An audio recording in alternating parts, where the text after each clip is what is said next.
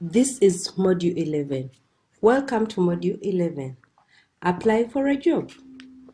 When you're applying for a job, or jobs, it is important to know how the job application process works. Job application can be demanding, but if you have all the necessary steps organized, it is very achievable.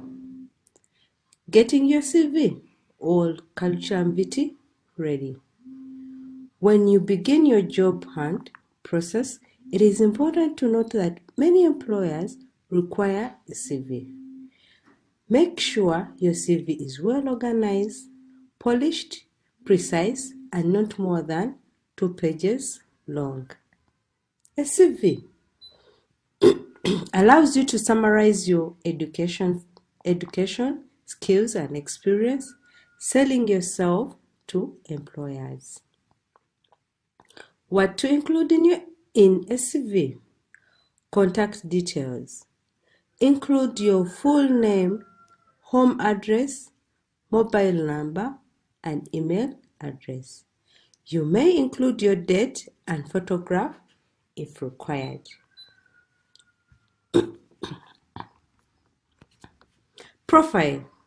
Placed at the beginning of the CV, a profile is a short statement that highlights your key attributes or reasons for deciding to work in a particular field. Pick out a few relevant achievements and skills. While clearly pointing out your career aims, it must focus on the sector you are applying to, as your cover letter will be job specific. You should keep it short and snappy. 100 words is a good length. Education. List and date all previous education, including professional qualifications, placing the most recent first. Work experience. List your experience in order of the most recent to the least recent, making sure that anything you mention is relevant to the job you are applying for. If you have plenty of relevant work experience, this section should come before education.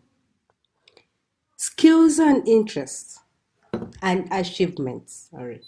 This is where you talk about the foreign languages you speak and the IT packages you can competently use.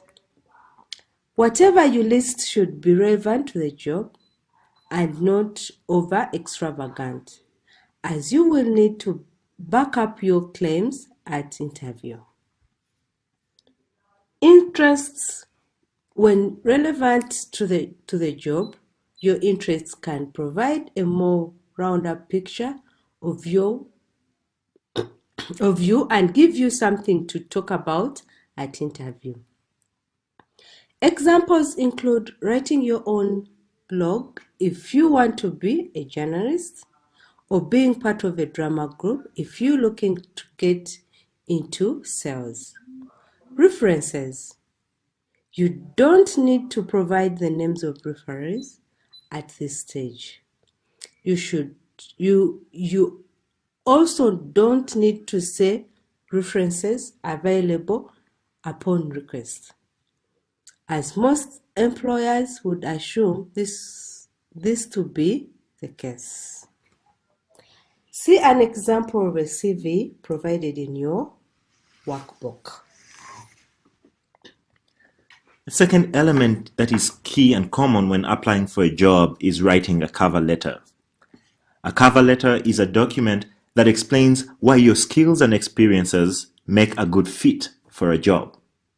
A cover letter may be required as part of the job application process. If it's optional, we recommend including a cover letter because it's the best way to pitch your case for an interview.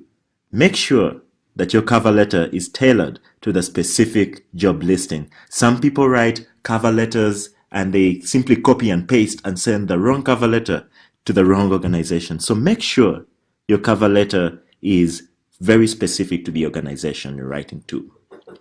So you might be wondering, what do you include in your letter? As with all cover letters, the body of this job application letter is divided into 3 sections. The introduction, which details why the applicant is writing.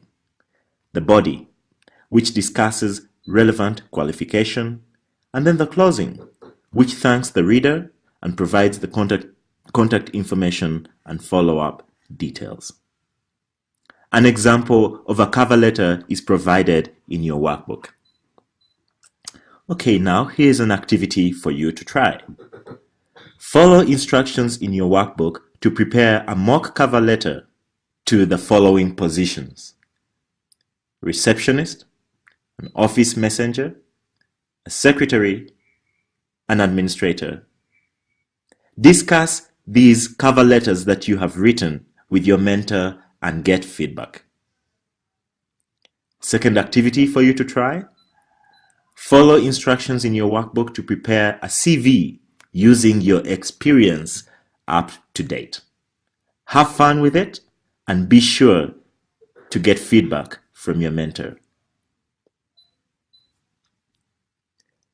Thank you once again for joining us. You've reached the end of this module, Module 11. Up next is Module 12, Creating Your Own Business.